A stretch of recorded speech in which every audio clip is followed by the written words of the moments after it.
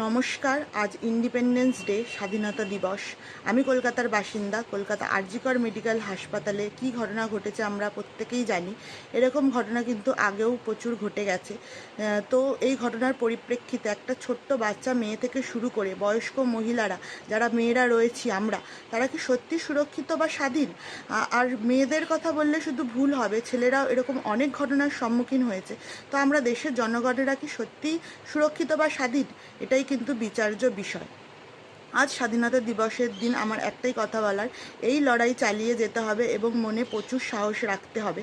আর এটা আশা করব যে এই লড়াইয়ের মাধ্যমে আমরা একদিন অবশ্যই স্বাধীনতা এবং পাবো এবং সুরক্ষিতও হব। আর আশা রাখবো এই প্রতিবাদ এবং লড়াই শেষ পর্যন্ত চলবে এবং দোষীরা কঠোর থেকে কঠোরতম যেন শাস্তি পায়। স্বাধীনতা দিবসের অনেক শুভেচ্ছা ও অভিনন্দন রইল। ভালো থেকো, সুস্থ থেকো, সুরক্ষিত থেকো।